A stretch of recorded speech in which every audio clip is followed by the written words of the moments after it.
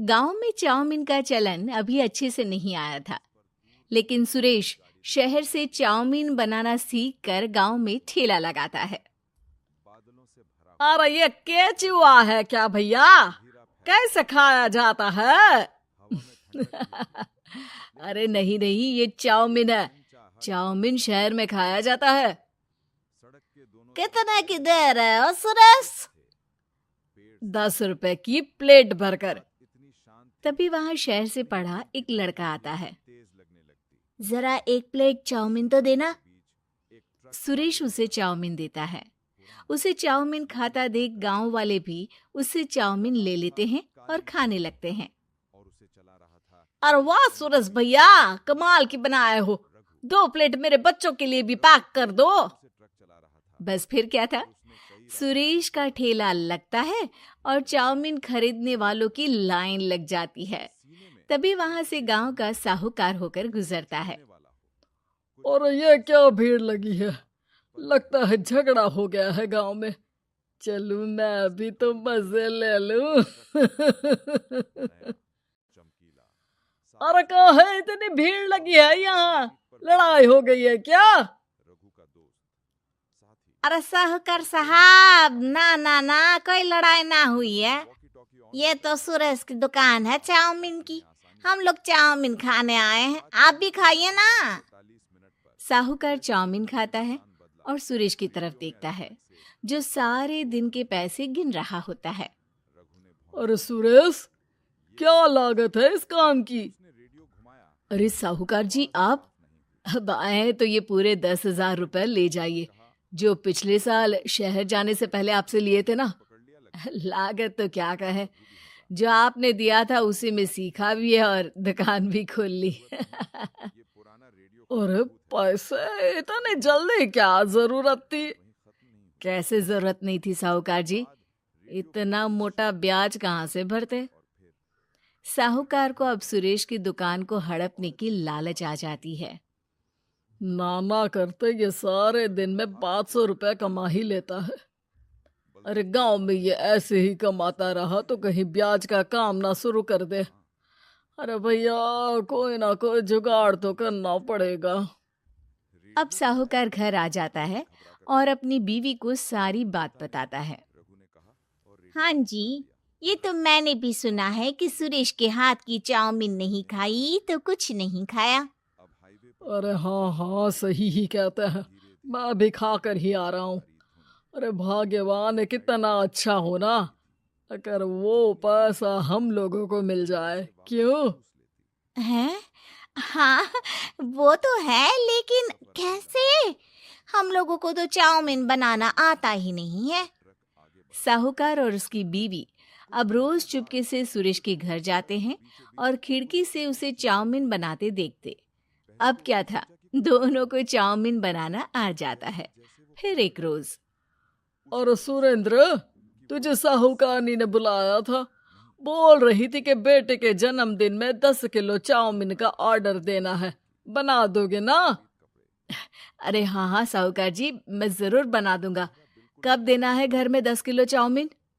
अरे वो तो तू घर आकर बता कर लेना, मैं नहीं बता पाऊंगा।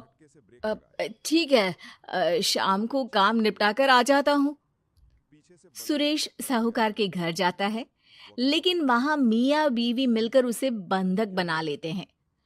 अरे मुझे क्यों बांध रखा है? मुझे छोड़ दो। आज से तेरा ठेला मैं लगाऊंगा और बहुत सारे पैसे कमाऊंगा। साहूकार एक आदमी को सुरेश की निगरानी में लगा देता है और वहां से चला जाता है। अगले दिन, अरे साहूकार जी, आप कब से चाउमीन बेचने लगे और अपना ये सुरेश कहाँ गया?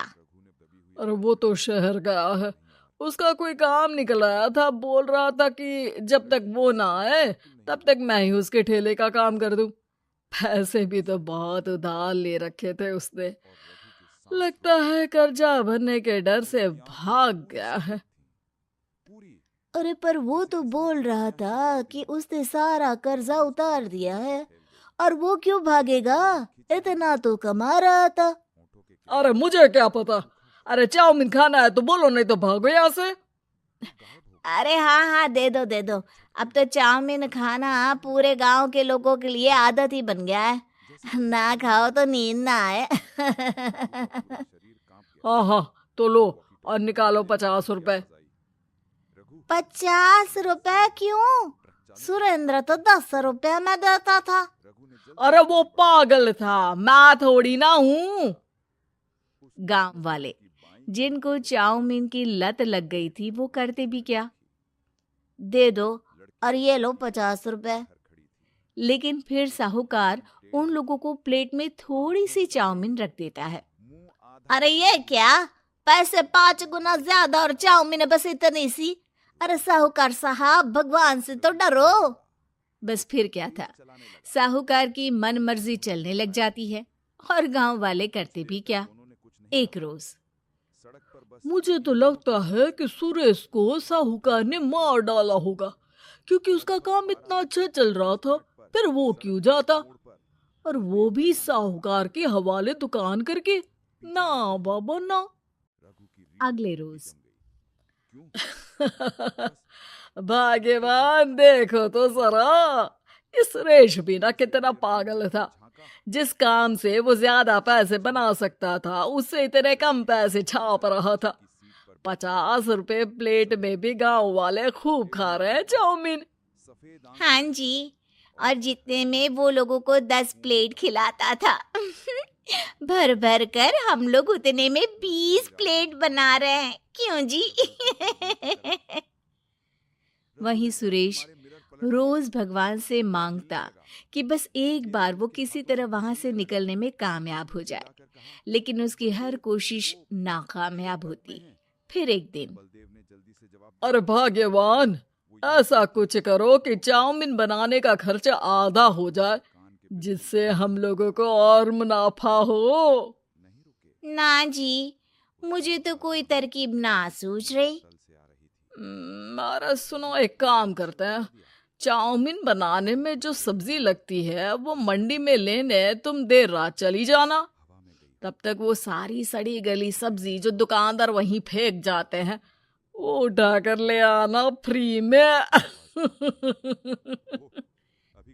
अरे वाह जी वाह, आप तो बहुत समझदार हैं जी। बीवी वैसा ही करती है, लेकिन अब लोग चाउमीन खाते तो मुंह बनाकर।